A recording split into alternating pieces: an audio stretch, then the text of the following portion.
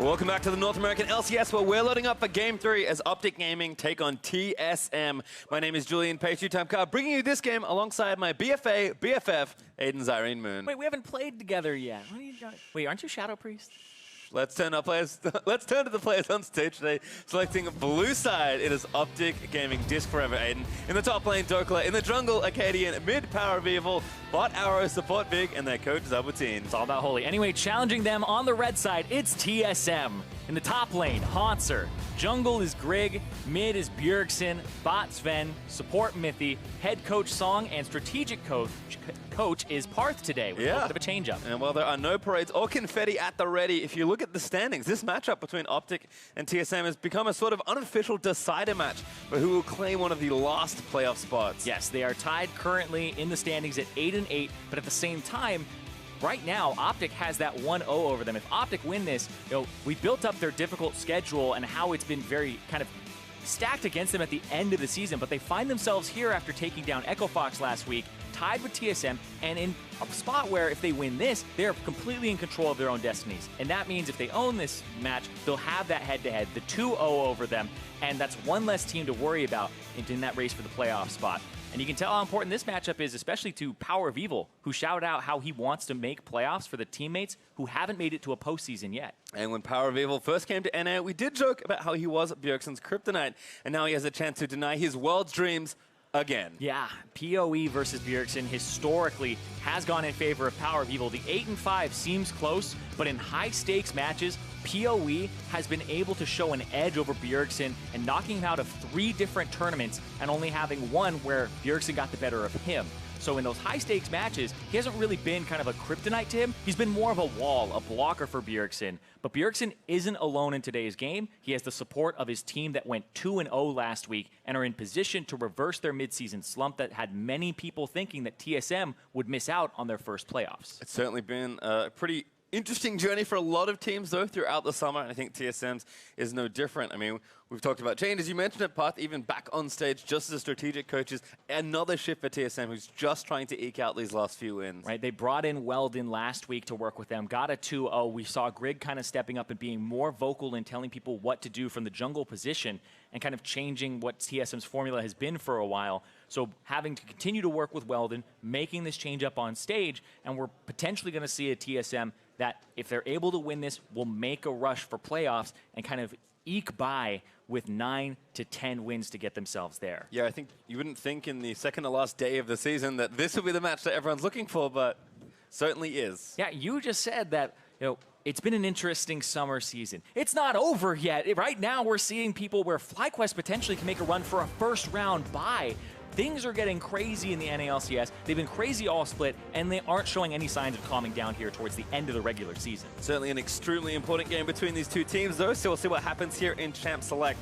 R-Star banned by OpTic, who are on the blue side for this game, and TSM on the red side will kick things off with an Aatrox ban. Yep, Aatrox pretty standard on that side, even at 8-15, but now the Rakan actually kind of swapping sides here because you could first pick a Rakan, but remember, PoE busted out the Akali last week. Is that something they want to first pick again here with another week of practice behind it? Because I wasn't too excited by it the first time we saw the Akali because it had come out pretty quickly once people had realized it was good, but now with an extra week of practice, more solo queue under your belt, I want to see that. But they actually banned it themselves, saying they don't want to first pick it anymore. I feel like there's counters that have emerged. Funny that you mention it, because it has been something that in Academy I've been casting that this week as well. Have seen it pop up quite a lot in series there. So certainly you think of a player like either of these mid laners, really, they would be willing to play a new champion and an assassin, which they are both pretty proficient on. But like you said, it was banned away along with the Rakan, and now Kindred, another jungle ban for TSM with one more to go. Maybe Nocturne, yep, out Nocturne, there. Zoe jumps to mind as something that you could pick here, but if the Fizz has emerged as a counter to it, you may stave away from it and just say, all right, the Fizz with the mini little guppy shark having AP buffs and stuff like that, let's not lock in something that's susceptible to it.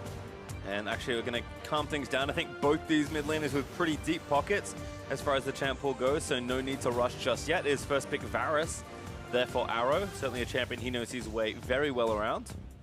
Yeah, champion that he actually had made it kind of a name for himself on back in the day. Varus and Ashe, right? Yeah, and a little bit of Jhin too, but remember, I've actually seen Varus be flex picked recently to even something like mid lane. If there's going to be anyone, it's going to be Power of Evil. Yeah, be Power of Evil. He's busted out those kind of awkward builds on even meta champions, but we'll see if it ends up being a champion that he could run in the mid lane here. Kind of a classic throwback for him, the EP Kog'Maw, the attack speed Orianna, on-hit Orianna, I guess is what I would call it.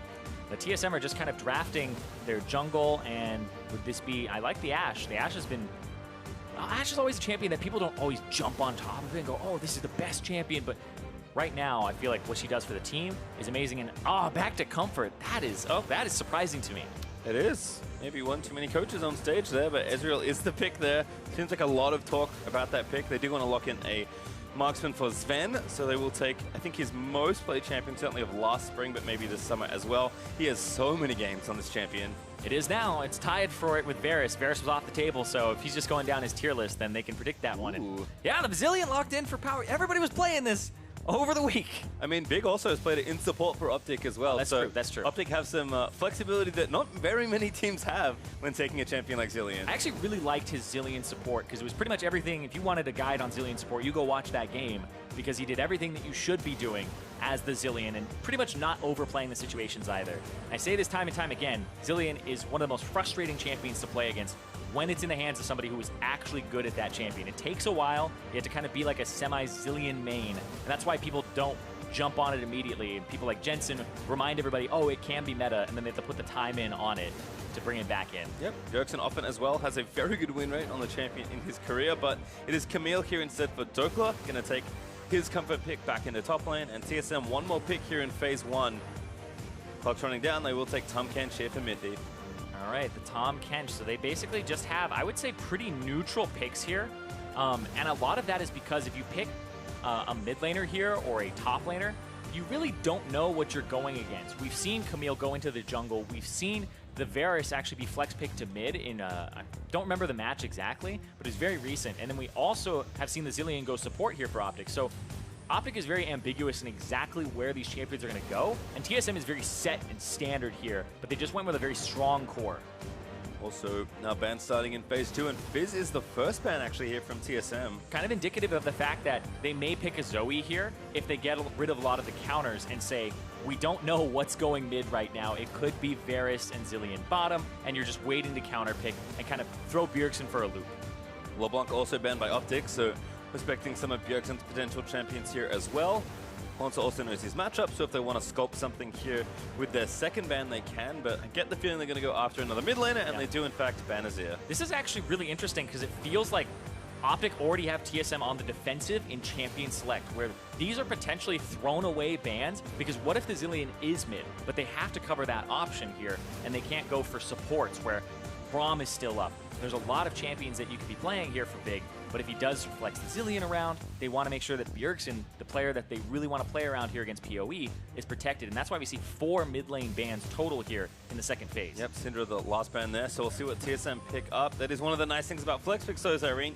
You don't even have to decide until it's your turn to make your last few picks, so OpTic can really hold this flexibility throughout this draft. As TSM thinking about a rise here, perhaps, in mid lane. That's so interesting because top lane, you would assume it's the Camille, so you would know what you're going up against there. And if they're saying it's potentially Camille jungle, they don't want to have Dokla have a counter pick, but that's so interesting that they would throw that away and give it to Bjergsen very quickly instead of seeing the entire composition, because OpTic, the 4-5, this is where we get to know what the surprise is from OpTic. If there even is one, the surprise may be no surprise at all. That is also something that I think is actually great to consider, because the surprise is potentially that they aren't throwing it away. Victor. There it is. All right, so Victor for Power of Evil. We'll see what the last pick is here. Expecting a jungler for Acadian, but like you mentioned, there's still flexibility there with the Camille. So TSM will get one counter pick, but there's Gragas. Still a little bit of uncertainty, though. Yeah, it could go top, could go in the jungle. We've seen a lot of Predator Gragas recently to have these early ganks work out. The Electrocute is something that isn't nerfed on 8.15, it's nerfed on 8.16, but a lot of people are still picking up the, picking up the Predator regardless. Maybe GP here for Hansa. I mean, TSM are saving top lane for last here, so... Yeah, I like the GP. The GP versus Camille matchup is GP favored early on, and then eventually the Camille is able to kind of win it. But it takes a lot of bravado from the Camille. You have to play up in the lane and use the hook shot and your passive appropriately. If you mess it up, it's way easier for the GP to win that lane. So I say Camille later outscales, but the burden of execution is on her in the early and mid parts of the game. But now TSM have a way to kind of affect Arrow and also affect Power of Evil with this ultimate and play to other lanes. Kind of an interesting spot to counterpick as well for TSM. It feels like very safe bot lane, just being self-sufficient. Pretty standard mid lane there for Bjergsen, maybe just wanting to farm it out against PoE, giving Haunter a lot of agency. And Dokla on the other side, who is still the newest member of OpTic this split. It's been up and down. It has been tough being a new player in the LCS, but so far he's done well, especially on Camille. He's done surprisingly well. They've been able to play around him, get his split push going. This game, more of the same here, playing to Dokla potentially, but they've thrown a lot of wrenches here into this Champions League for OpTic because they're throwing everything on the table. This is the no-holds-bar matchup here between TSM and OpTic to see who potentially gets that playoff spot. Coaches will shake hands like that. Zabatun's like, hey, get off the stage, other guys. I just need to shake hands with Song. But this is gonna be a fun one. TSM versus OpTic coming right up. This is the Empire.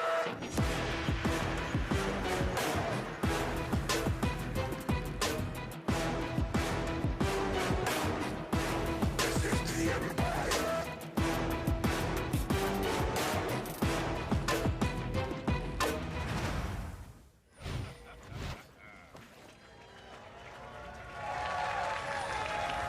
All right, teams are going to move out, back and forth. It is one game to rule them all, potentially, Zyrene. So close for those last few spots left in playoffs. I believe we're now with 3 spots only for the taking. And one of these two teams could be heartbroken, depending on the result of this game. Yep, 10 wins gets you into playoffs. 9 almost gets you there. So this one puts these two teams at 9, and it would definitely help OpTic out more because they have the tiebreaker head-to-head. But TSM need to kind of counter the potential of OpTic making it in off of that. It sounds really good chance if TSM win this one. So this is the kind of the one that I would say it hinges on. Bad enough to miss finals for the first time as an org would be even worse to miss playoffs and worlds as a result for the first time ever as an organization. So big stakes in this match, and it's only a best of 1. Both teams have shown a lot of improvement throughout the summer. Arrow looks like he took some early damage, but he's just going to go back and fix that at the fountain. Now let's talk about OpTic for a second. They were near the bottom spots for so long, and last split ended with no playoffs, no postseason. They could potentially get their first postseason here in the NALCS, and that's great from Dokla. Getting that first one means he's going to hit level 2 off the first wave. I love that from Camille. It's kind of the double kick. Yep, also gets 10 gold as well, so not too bad. Looks like red buff start here for Acadian, and same stuff for Greg, so opposite side jungle here is Venomithi already to the wave. And the other thing to consider as well about that ward not being there is you protect a scuttle. Something that a lot of people don't consider is you should be warding for your jungler early in those pixel brushes to make sure you can see where the other jungler is, which scuttle he goes for, especially if it's a jungle matchup where that jungler beats your jungler in a 1v1 or your nearby lane doesn't have priority. So I like that they get rid of that. It's going to cover that a little bit more in terms of Fog of War, and it's going to make Greg be more careful about where he's going to play. And you can see Acadian going to go straight for that, knowing that he's got cover here. Yep, like I said, had that ward that Dokla took down. There's also a ward there as well that OpTic have placed. So opposite side Crab is in vision for TSM. Looks like Greg is stopping off by a camp just for now. Yep, and Acadian is going to get spotted from the second ward that they placed down, because that one comes from Haunter, but it means he won't have one in the near future. Whereas you can see both Acadian and Dokla still have their trinkets available. Greg also warded late, so checking out that right-hand side, making sure Greg is well covered. As we'll check in with the top side matchup. Certainly, based on how the draft fell out, a lot of potential impact early here, depending on who starts to win out. Yeah, and this is one of those matchups where GP, you take the grasp just so you can Q harass, and since you're both melee champions, you just kind of hit the ones that are near you, and then you go for the Q harass. And Camille, it's kind of on her to walk up and trade with a W, trade with a Q. And Acadian, I don't think he's looking at his screen. He would have seen the ward die there and know that he was spotted. He walks right through. Yeah, almost had the timing perfect there, but instead going to reward and look to take the Krug camp away. Greg, though, has a bit of advanced info, so who's already started on that path, halfway through the camp or so. Yeah, and they're doing a good job pressuring bottom side here. You see TSM already getting a decent amount in terms of push and advantage over Big and Arrow. And Sven, you know, this Ezreal is something that in Champions League we talked about a little bit as being a surprising pick, but for Sven, it's one where it's comfort for him, and they're going to go give him a level 3. Zillion passive. Hook shot there by Dokla. Passive procs. Once I can't quite get too much traded back with the Q. Yeah, you always have to go in when the passive shield is up. That's the thing with this matchup is the Camille. You hook shot in and then go for that whenever you have like the little red dot on the person, because when you don't do that and you aren't trading aggressively and your hook shot's on cooldown, you're going to be eating Qs. So you kind of have to trade to make the matchup even. If you are passive in it, you're just going to lose. So on the same note, certainly expecting not a whole lot of action here in the mid lane. Looks like Airy this time for Power of Evil.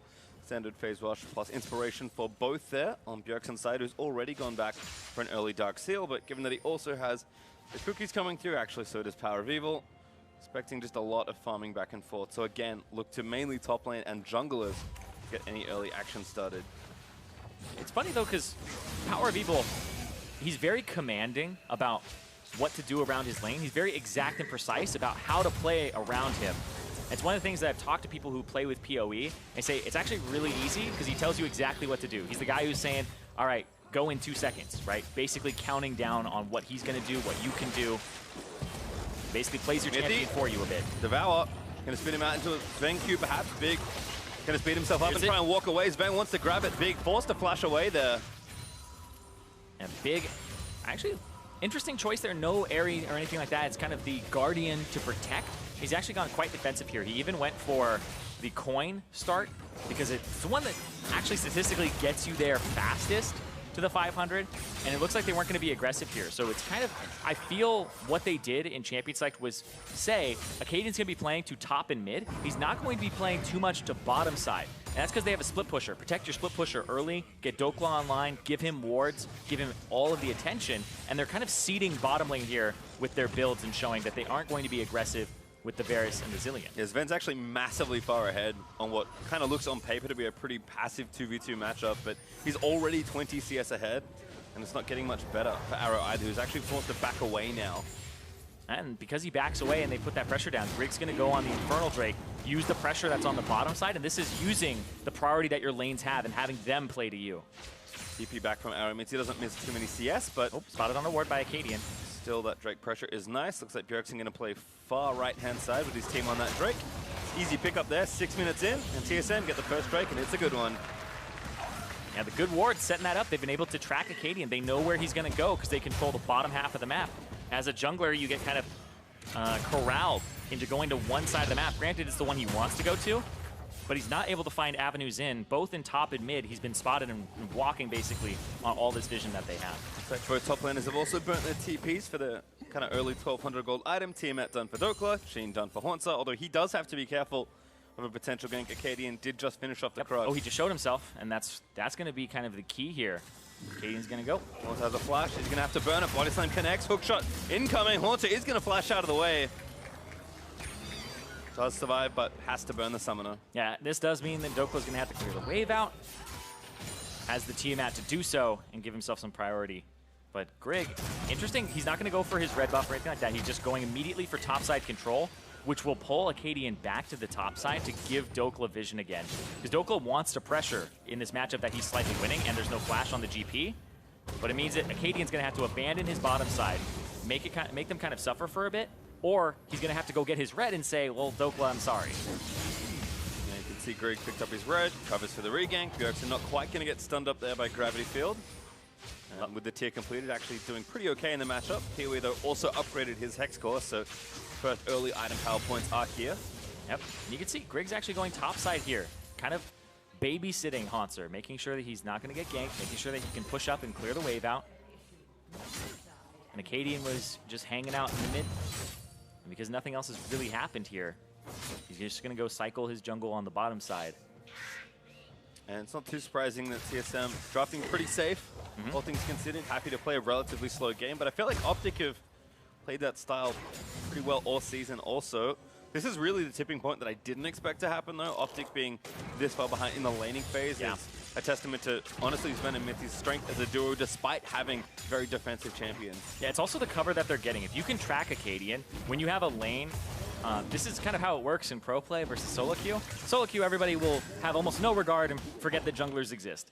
When you are in professional play and you can see the enemy jungler on the opposite side of the map, even if you have a losing matchup, you just push really hard and make them think your jungler's there and call that kind of, or make a bluff and throw it down. So that's kind of what TSM has been doing, is constantly pressuring, because they've been spotting Acadian on the top side, and that's given them a CS advantage. It's given them opportunities to use abilities. So if you use some abilities, like if you double bomb, that's when the jungler comes out of nowhere if you don't have the appropriate vision. So OpTic playing really safe, but TSM playing aggressive, because they've been spotting Acadian and tracking it. Yeah, again, Grig does a nice job tracking Acadian, does spot him with the Scry's Bloom. Will contest for this Crab Smite to Acadian.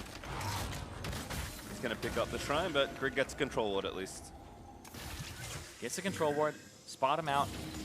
Now they're both on the bottom side of the map, but this is where Acadian has to cycle his top side still.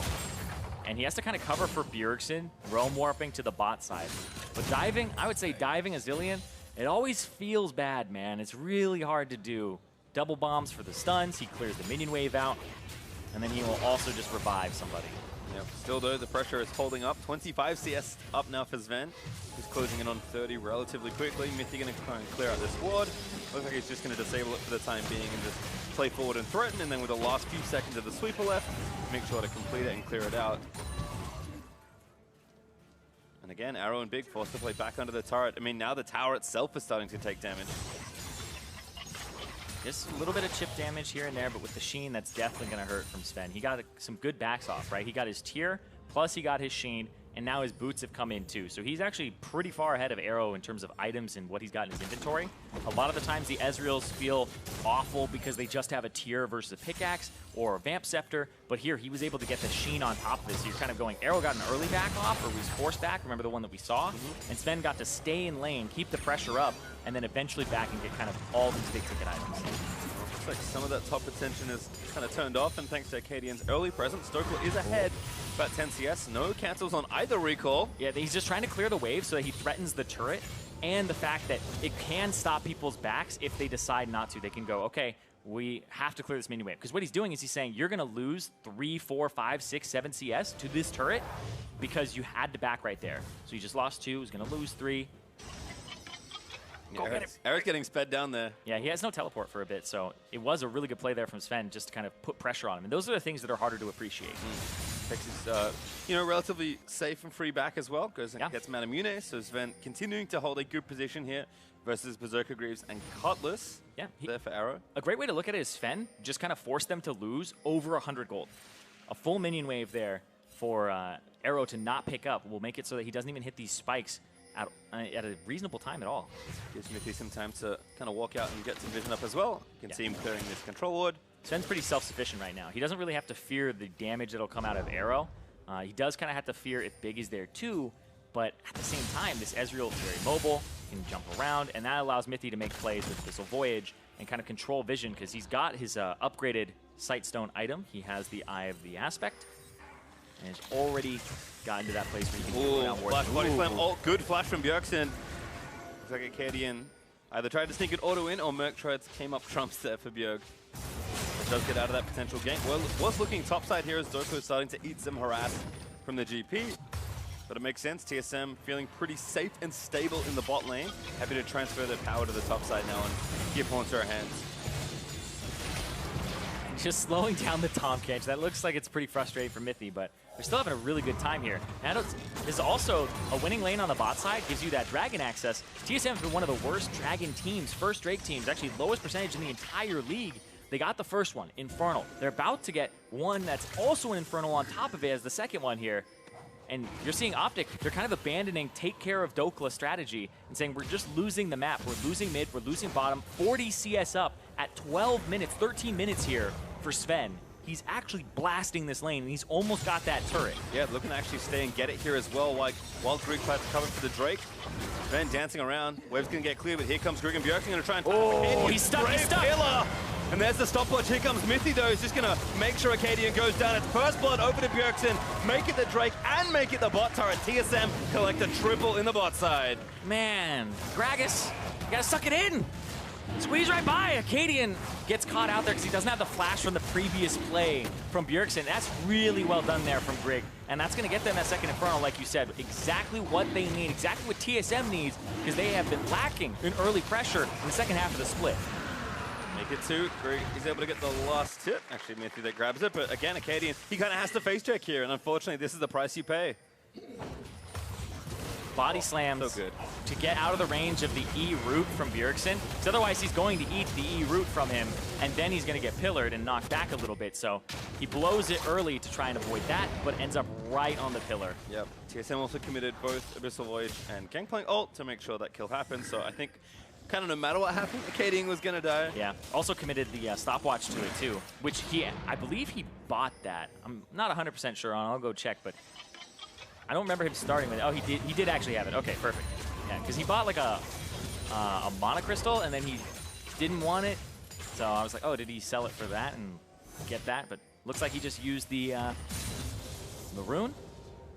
Unfortunately, it was now broken, so of course can't do that again. You actually get Zhonya's second a lot of the time now on the Gragas. The W has an AP ratio for how much reduced percentage damage you take, and with the lower cooldown and making it like a 1-point wonder, you don't really max it, so you rely on that AP ratio. So building AP actually makes Gragas tankier. Granted, not as tanky as before, but it means he gets to have early pressure. He can actually contribute to skirmishes with burst damage, and then he's also a little bit heftier than AP Gragas was before. As we kind of check back in with the map, TSM have forced a swap now. Grig actually here to the top lane, which is the 2v2. Big not going to get slowed. He dances around the pillar, but actually going to eat that first chomp and be forced to speed himself up again. Save for that burning a summoner, but it does seem like TSM are trying to make sure the map is bare of objectives. Going to try and fight for this Rift Tower, but Crab looking to go over to Acadian. Should be able to take this one down without Grig's interference, as Bjergsen is dealing with minions in the mid lane. Maybe not, actually. Grig just walks in, takes down the control ward. Now going to move through and sweep out the rest of the vision. Again, I mean, we talked about the bot lane giving TSM all this power and all this priority. They're doing the same thing. They've just moved themselves to the top lane. Yep, just swap it around. If you were slowly winning a matchup, you should just go ahead and put your winning matchup back in a lane that has a turret to knock down and get yourself that gold. And also kind of prevent the enemy from knocking down a turret in mismatched lanes. So OpTic are opting into matching it and slowly losing this one, and they're going to have to find a way to kind of break the pattern that was established by the early game, because it hasn't been a high kill game. There's only 1 kill in these 16 minutes, but it's 2 Drakes to TSM and this large CS advantage in both the bottom, and the mid is actually more even now.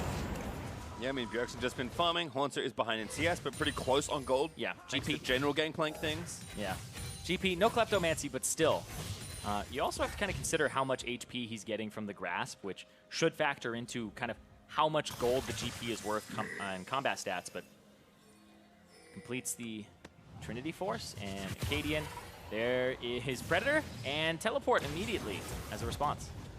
Yep, Sven coming in. He's like, all right, walk back towards the objective. Doesn't waste too much time, but doesn't want to make sure that he's covering for his mid laner. TSM in general are pretty liberal with their cooldowns. Yeah, right now, though, Haunter's on the bottom side.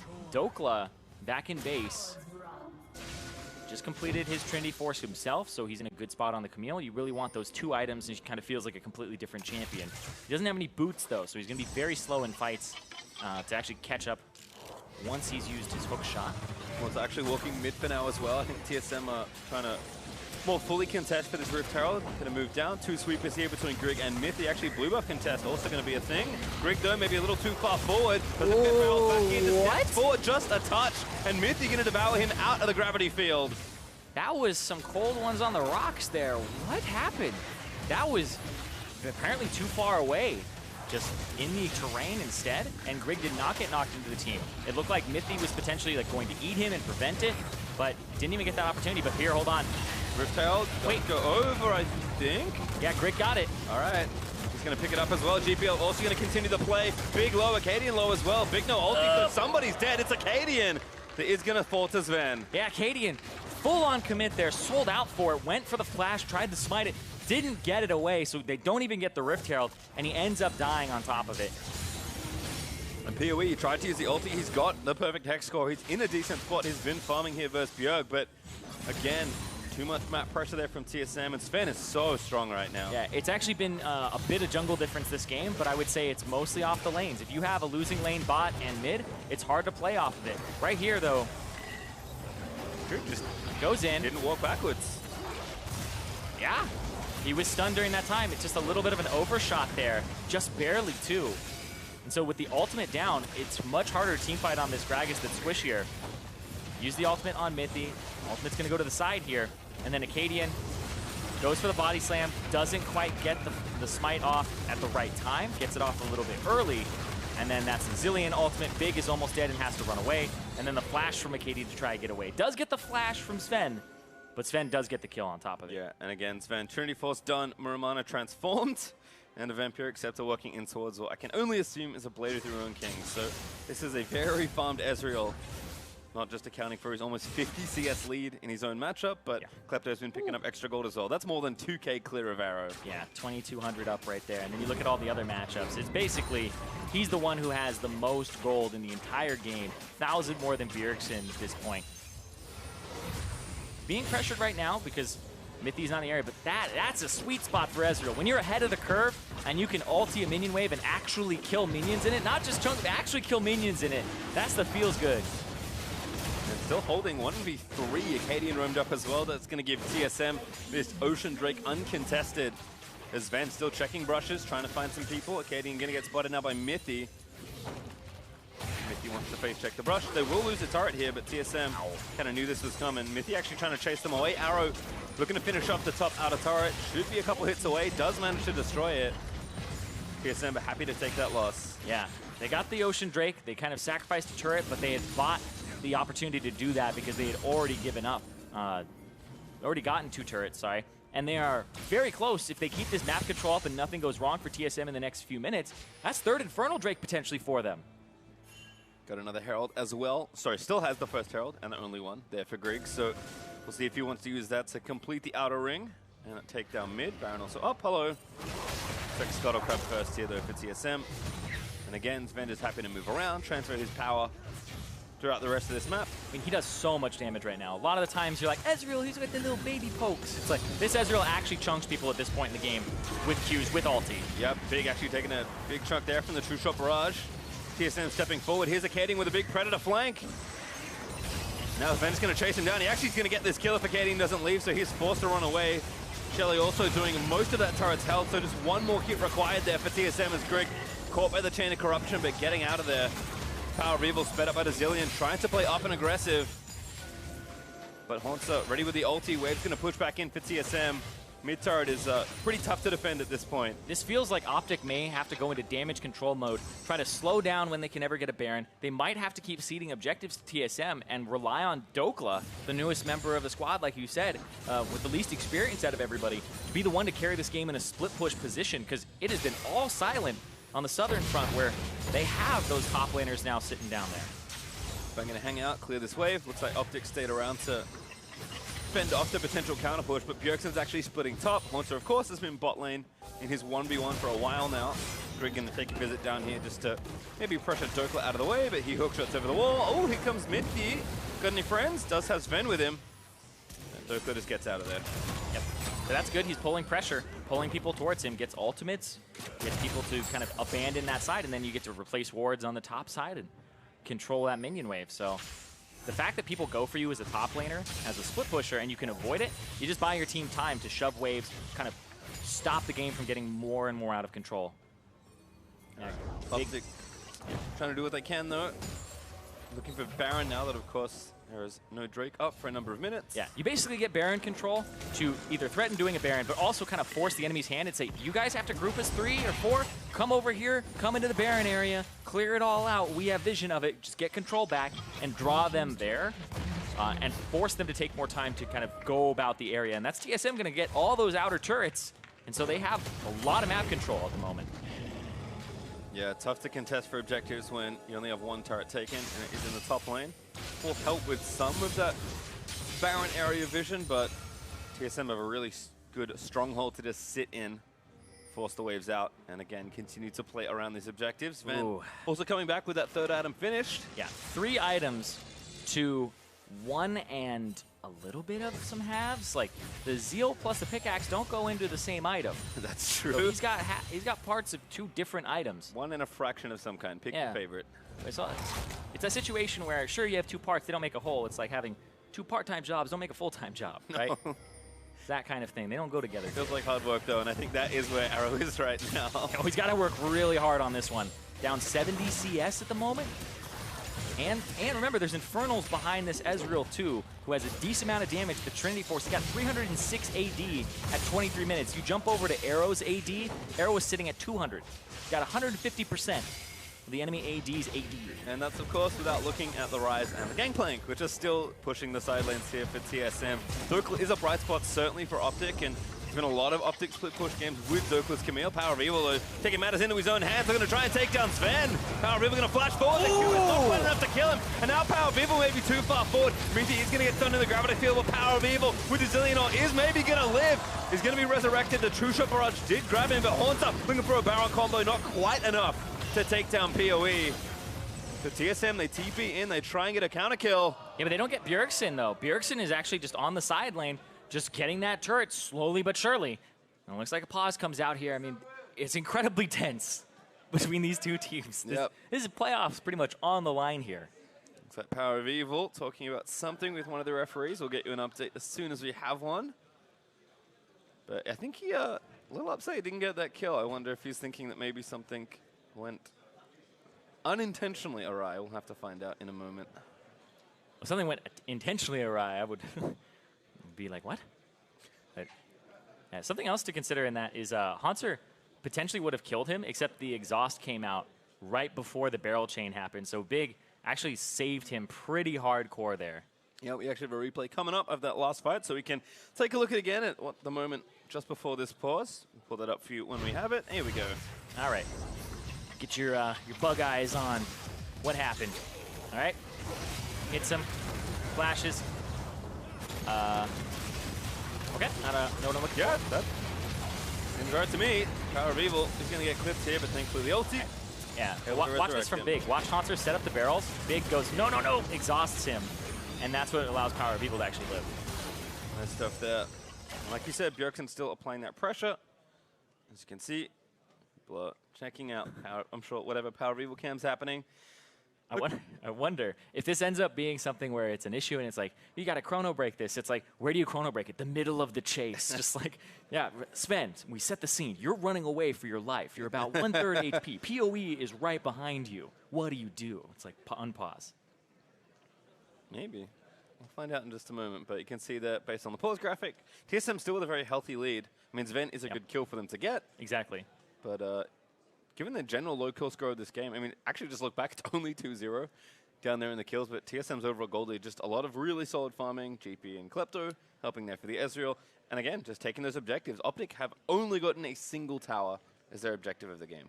Yeah, that one turret, they haven't gotten the Rift Herald. That's been 4 neutral objectives taken for TSM, and those 3 outer turrets. So they're basically, if you want to count them all up, 7-1 in terms of objectives, and TSM have not been an objective-focused team. Grig has been pulled around over and over again in terms of which lane he's going to play to. They were lowest in pretty much Rift Herald percentages. They were really low in terms of first Drake. I think they were last in the league, but he's been able to kind of play to the bottom side when they have pressure, and when OpTic wants to play to top and just reverse the map, reverse the pressure, and it's been, so far, it's worked wonders for them. Low kill game also means less chance of a comeback from your enemies because there's no shutdown gold. There's nobody running around with 900 gold in their pocket because they have like 7 kills, right?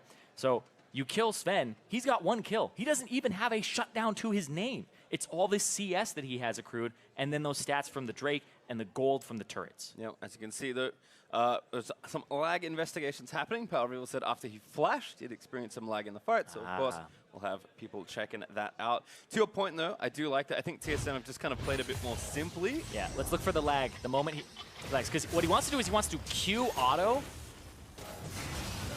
right here, but he can't. I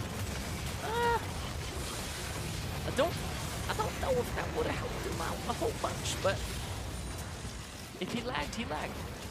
True. Obviously something we'll take a look at. Yeah, because you don't want to lag again on LAN. I mean, sometimes it does cause like loss of frames and stuff. So. Oh yeah, we've had some stuff happen this summer, Irene. Don't you worry. We've had flies in keyboards, actual bugs on stage. Yeah. I still can't believe that one. Had water spilled across keyboards of top laners all across the league. That's true. Sippy cups need to be in order Actually, for players. If you have a look, it seems like there's at least a Canadian, you can see one right there. Wait, those are the ones you... Much safer. Are those the ones you can't knock over? Don't try it. I'm sure there's a way. Do it. Somebody do it. Try it. I think it's the one that like gets back up if you knock it over. It's just like, oh.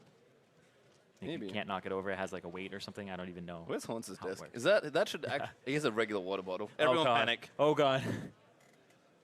Yeah, that's not safe. It's not at all. All right. But I think again, like if you're right in that TSM have not really been playing much round objectives this split. I think Grig has felt like pressure to play to such strong laners. Bjergsen is very commanding as a mid laner, both as far as his like communication goes, but also in his play. Hauncer is often best on carry style champions, even though he can play tanks very proficiently. So I think just again playing more simply, stabilizing these lanes, picking very safe and standard stuff, and they're just playing the map more fully. It just feels like TSM have at least picked a game plan that's much more cohesive for the 5 of them, and so far it's working out to a pretty strong gold lead and a massive objective lead. Yeah, the objective lead is the huge one here because when you're a jungler and you're getting pulled around to all these different lanes that kind of want your attention, you end up going almost nowhere, and it's like all 3 lanes want me. It's like I'm warding over here. They're like, come over here. So you don't actually get to play to one side of the map. But Grig actually was able to kind of do a little bit of everything this game because they were tracking Acadian, and because of that, mid looks like everything was resolved, and Bjergsen's going to get that turret. Yep, so that's now a first tier 2 turret taken by TSM. Hauncer trying to see a little red buff away here. He's got Grig behind him. Does go over to Dokla. Pretty good recipient of the buff. And Dokla's actually, I wonder if this is a Sterix next or if he's going for Tiamat into Titanic Hydra, because that's more indicative of a team fighting build. If you're going for full-on split push, you go for the Ravenous Hydra, just to go trade and then make sure, because he doesn't really have any sustain on the gangplank besides the orange, that you can just out-sustain him and over time whittle him down and get him away from his turrets, force it back, and then get the objective. But if this is Titanic, I assume it would be Sterix, and you'll still go Ravenous, but if it is Titanic, you'll look out for more team fights from OpTic and Dokla collapsing. You can see TSM still holding a lot of strength around the map. Sven has a decent amount of gold to spend, and he's 3,000 gold ahead of Arrow. Yeah, and Arrow is at 1,300 gold. I don't think he's that close to even getting the Rage Blade or getting a Hurricane I would say. going there, yeah. Yeah, he's pretty close to a Hurricane, actually. I think he can almost buy it. But the Rage Blade is really what you want in this situation is the Varus. Yeah, Baron check here for TSM. They do spot Acadian. Baron gonna get it. Grumpy, they're trying to take the Infernal, so OpTic are like trying to force TSM back over, but they calmly take the Drake. They've got triple Infernal now in this comp, and TSM have more than enough time to go back over and get OpTic off that Baron. And to be fair, it was a pretty half-hearted attempt anyway. Yeah, it was one where I was like, maybe we can just like tap it a little bit, throw down the idea. Maybe they'll panic. Yeah, and then it was a control ward over the wall from Mithy, so immediately he's just spotted out again. But now they have control, like you said. And I actually think with a Blade of the Ruined King, they can actually do this fairly quickly once they get rid of all the vision. There is no super quickly anything for TSM. Ah. They'll play it nice and calmly. You had to say it, Pastry. Hey, It's true, though. if it's a style that is going to get them to playoffs, that's the style they should be playing. Yeah. TSM have looked a lot more controlled in some of their last few games. This one is no exception.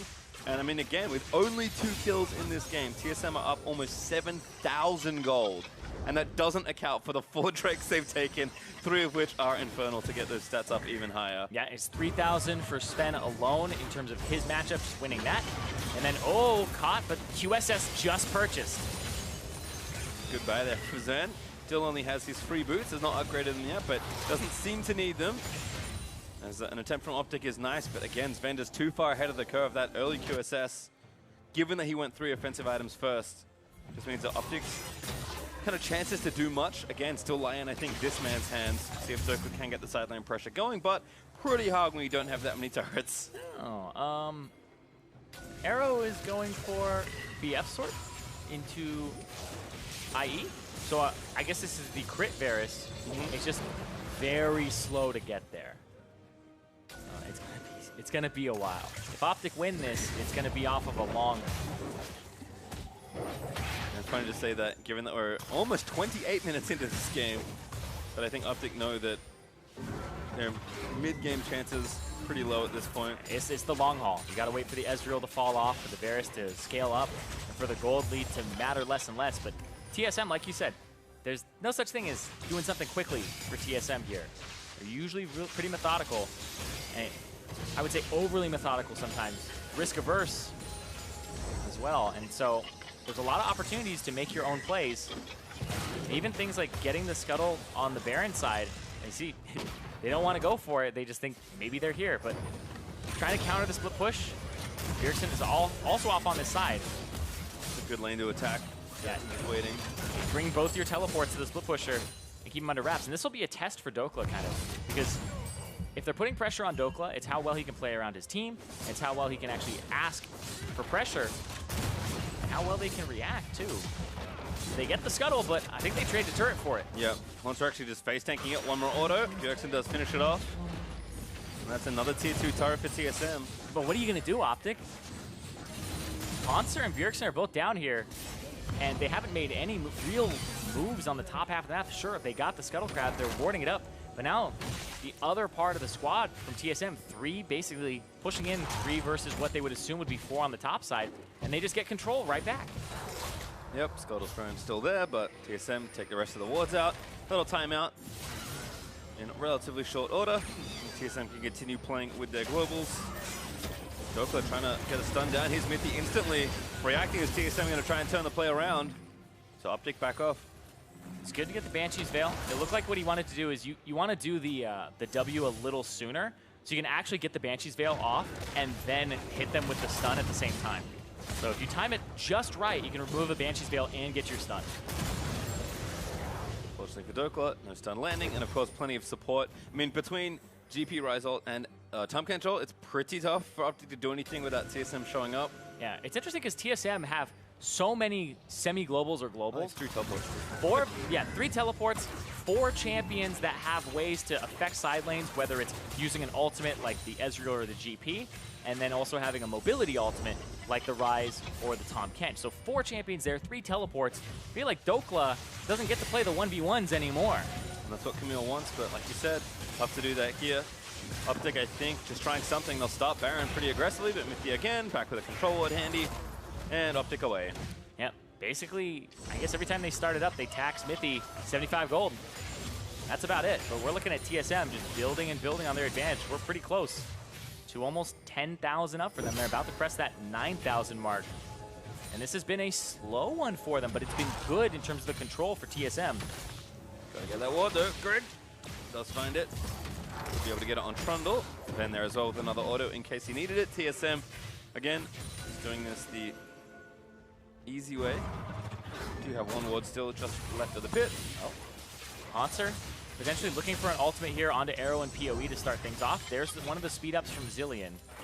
Bjergsen also pressuring top lane as well, so TSM just covering. Don't need to rush from mid trio just yet. Here comes Mithy. Going top lane. Yep, again trying to take down turrets. Dokla is here. Once again, now in a 1v3. And that's the rotation there, speeding up PoE to try and get him in a little sooner. It's just damage control here. Predator, Acadia might be able to do something here. Does even get the Banshees, unfortunately for him, and Speedtrunk went to TSM, so now they're going to start Baron.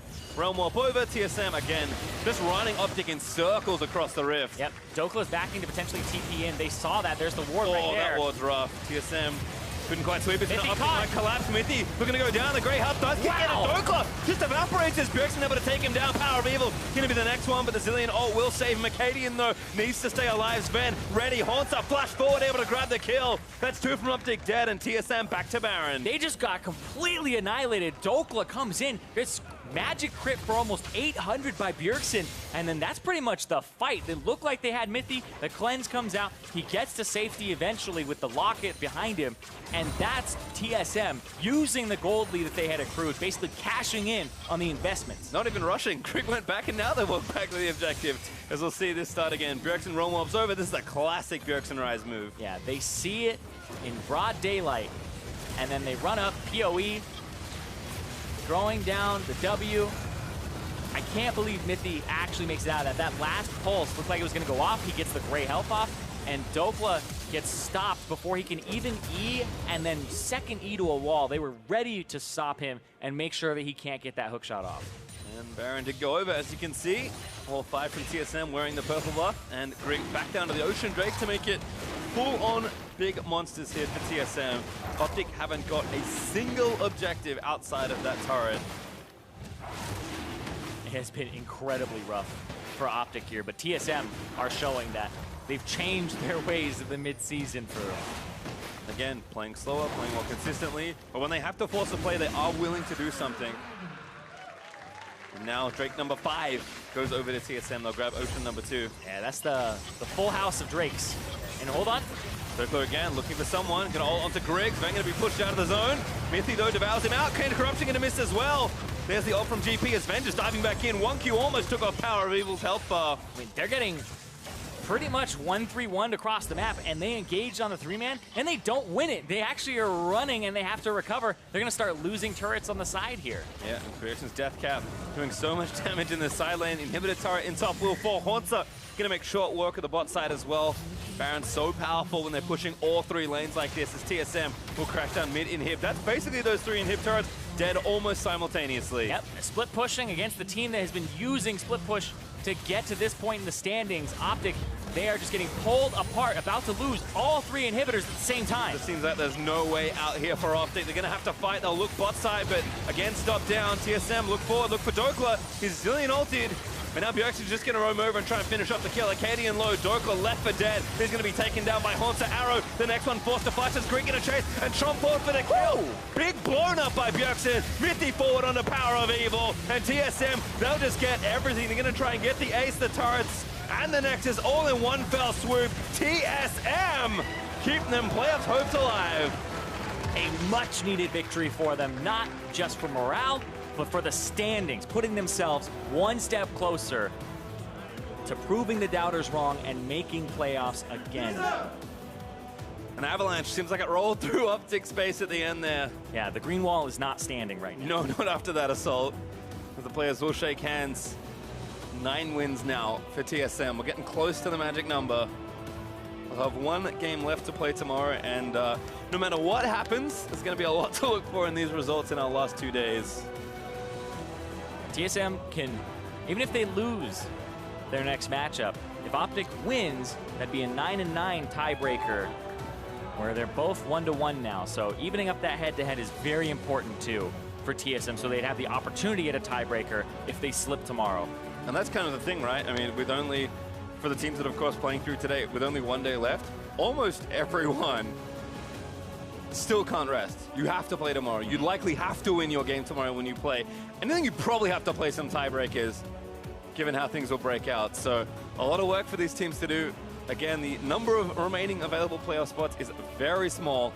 But to hear more about how they claim that victory, we're going to hand it off to Overly and Bjergsen. Thanks, guys. Bjergsen, congratulations on the win. It was an important one for TSM getting so close to playoffs, and I know there was a lot of hype kind of built up around the mid lane matchup against you and PoE, but I mean, the win would have been impactful for him, but what about for you? One more time, can you repeat the question? Just asking about the PoE kind of mid lane matchup. I know he was calling you out on Twitter. Oh, I didn't even see that. So that might have been why I didn't really see his call out, and just the lane was pretty boring. We were just farming. He was playing Victor. I was hoping maybe he would, well, if he's shit-talking me, hopefully he would play something that he can actually play aggressive and try to beat me, but instead he just played to farm, and the late game never came, so. And you said before the cameras came to us, you said it was a bit of a boring game. What were you looking for? It's a worrying game for us, obviously, because it's probably the most important game we played this entire season, but I'm glad we had a slow and controlled game. There weren't too many mistakes. I would have liked a little more fighting, especially for me. I was just pushing the side lanes the whole game, but I'm really happy with especially how our ball lane and jungle played, just destroying their ball lane, just hands down 2v2, destroying them, and Greek taking every dragon was super good. Well, something that won't be boring. Talked to Doublelift after his win today about TSM playing against you guys tomorrow, and he said that you guys were just straight up boosted. So what's tomorrow's game going to look like? Wow. I mean, it would really suck for him if he loses to us after calling us boosted, so I'm hoping that would happen. I'm not going to shit talk back. I'm just going to try to shut him up. Perfect, and that's the way that you should handle it. Bjergsen, congratulations again on the win. And for more on the game, let's hear from the State Farm Analyst Desk. Thank you very much, Avali. TSM. Everyone's trying to bait Bjergsen, man. It's just everyone wants to get a rise out of him. He handles himself very well in those situations. Look, I'm just going to try and shut him up tomorrow. That's all he's looking for. But TSM says, hey, OpTic, we're fine to play the long macro game. They pick up 5 dragons. They scale across all lanes, building CS advantages in the bot lane. It's a very low kill game, secure a Baron, and with that, Baron easily pushed to a victory in this matchup that again, the stakes were there. Yeah, there was so much going into this matchup, and when I actually predicted this game on this or that, I said this is the first big pressure game OpTic has played because no one expected them to make playoffs, and finally, it was win this game, you are most likely in. And I do feel a small part of them did crack under the pressure, and I actually thought TSM stepped up in a big way. Yeah, I think a lot of it, too, came down to kind of how the draft worked. I thought, I was saying you should pick a strong 5v5, and that's what they did, as well as being able to put in a 1-3-1 part with the Rise in the mid lane as well. And I think the game was super slow, and then they crushed laning phase. And then Nero on the alt stream lounge was just talking about how, like, if nothing happens this game, TSM's just going to win because their team fight is substantially better with how the comps interact. The Tahm Kench can save whoever Camille tries to go in on, and if there's no backline threat, the Ezreal will run wild in the fight. They also have that 1-3-1 option, which we saw them use to great success. I was going to say, back to your point, though, Jet, the idea of comfortability in pressure games. I think a lot of that you got to attribute to the pedigree of the players. No question, there are some veterans on OpTic Gaming, in Arrow, in Power Vival, and, even Acadian's got a little experience under his belt. But you're looking across the board at guys who have been in multiple North American or European LCS championships that have existed in the LCS for longer careers than most. And so no surprise that in this moment, those are the guys who step up to the pressure as opposed to the ones who maybe crumble just a little bit. Yeah, I absolutely agree. And what's also interesting about this is the implications even moving forward, because the head-to-head is now 1-1. That's very true. We just saw Bjergsen talking in the interview about playing double if tomorrow. They could, and OpTic also plays Hunter Thieves. So it's a tough matchup for them, but they could actually play again tomorrow. Yeah. So seeing what happened in this game is promising for TSM, but there's still more work to do. Well, let's take a look, because quoting an arrow, if this goes late and no one really does anything, TSM's just going to win. But I want to take a look at how we got to the gold lead that TSM ultimately developed. And I think a lot of fingers are going to be pointed towards that bot lane, the Ezreal Tahm Kench lane, building a substantial CS and gold advantage across from the Zillion Varus. Yeah, you see that CS number just keep ticking up. They took the turret by themselves around, I think that was like 11 12 minutes. Yeah, just destroying in the laning phase, and the gold lead was monstrous as well. And it got to the point where Arrow was on like an item and a half, and Sven was on 3 full completed items. And we're talking about needing to assassinate the back line and how difficult that is to do with a Tahm Kench there. And when your back line is that much further ahead than the enemy teams, it makes it so your engages are going to need to be super duper clean. Yeah, I also do feel like the Zillion support works versus non-Ezreal AD carries, because Varus will win, or Draven, which is what they picked up with last time, most like straight up auto attack trades. And Zillion will then speed you up to be able to opt into those trades, and if they stand still and actually fight you, you get to double bomb them, right? That's the combo of the lane. Right. But that's just not how Ezreal Tahm Kench works. If you ever try and run up to them, either you're hitting the Tahm Kench, which means he's going to have most of it absorbed by gray health, or Ezreal just shifts away and pegs you with skill shots as you're charging him. So I really do feel like, even though normally Ezreal Tahm Kench isn't a winning lane, in this matchup, it should have been a winning lane, maybe just not to that extent. Almost drafting themselves into a corner there when it comes to the way that the bot lane played out. I do want to talk about, the way that the mid game and the late game developed. Again, it wasn't the most exciting, kills traded left and right, but I do think that, again, we've got to look at the composure of a team like TSM as we near playoffs, as we look at more of those pressure matchups, as we look at elongated series, best of 5. So if they do make it into playoffs, TSM finally coming into form. I mean, similar to how we talked about them in Spring Split, and then it fell apart in playoffs. I mean, their early game still wasn't super active. They got the 2 early kills onto Acadian, but then didn't do anything. And I think I shouldn't say didn't do anything, but they did what they should have done. I think it was Nero talking once again on the alt stream, saying that, like, they could have gone for a Rift Herald, chose not to. And while you might criticize that in a more important to speed the game up, but with the scaling advantage, TSM didn't feel the pressure to. And then once they had their leads, they actually do use their global resources pretty well, using Tahm Kench ultimates, Rise ultimates, as well as having tons of TPs to force turrets down around the map. Yeah, and even though most of it was a macro game, like there was one defining moment in the game, like the Baron fight. Let's take a look.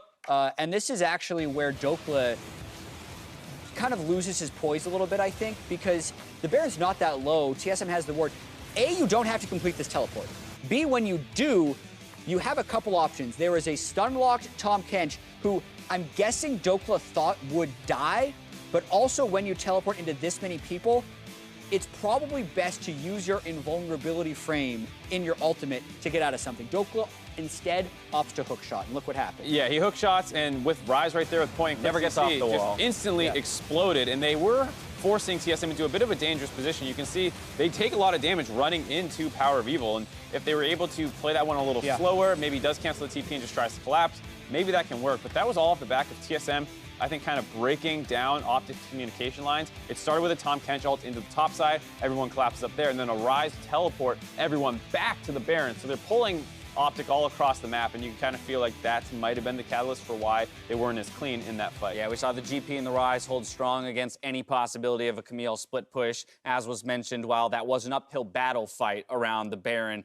just a missed execution meant they stood no chance ultimately at coming back. Yeah, absolutely. And Stats gave me a Foldy sheet update. Okay. My prediction of line 252 is still possible. Alive. Marks is dead. Yep. The worst case for TSM is that they get to play a tiebreaker for 6th place, with the best case being a tie for 3rd. Okay. So that win helps them a lot, since if they would have lost that, I believe they would have had 16 of the 256 possibilities to make it in the playoffs. But as Mark said during Countdown today, there are still many, many paths for OpTic to make it into the playoffs. And so while they did lose this game, again, having that head-to-head coming into today's matchup against TSM definitely gives them opportunities. So again, the test is going to be their game against 100 Thieves tomorrow, and whether or not they can kind of recover and perform in even higher pressure matches now to come and ultimately make a push for playoffs. Now, coming up, Golden Guardians and FlyQuest take their positions for Game 4, so don't go anywhere.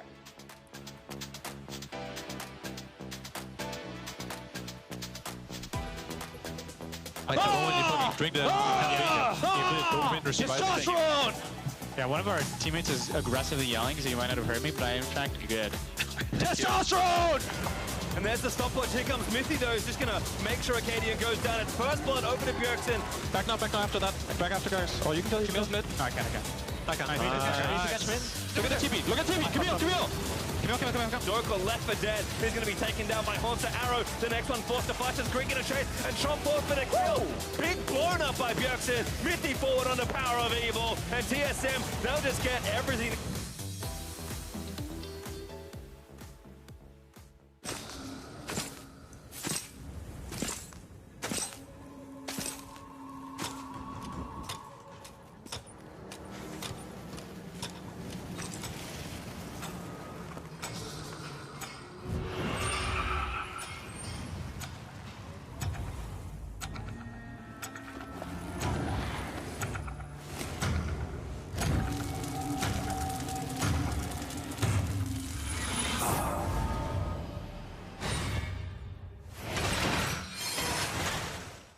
Welcome to Level Up, presented by State Farm. Since Infernal Drakes are often so hotly contested, this week we wanted to share some tips on taking the buff in the face of the opposition. In most cases, you'll want to draw the Infernal away from the enemy team.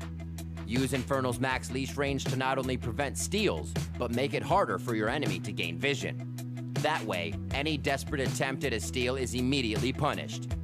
On top of that, Infernal Drake attacks in an AoE cone, so try to direct the damage away from your teammates. That way, if a fight breaks out, your teammates get to use the additional damage with full health bars.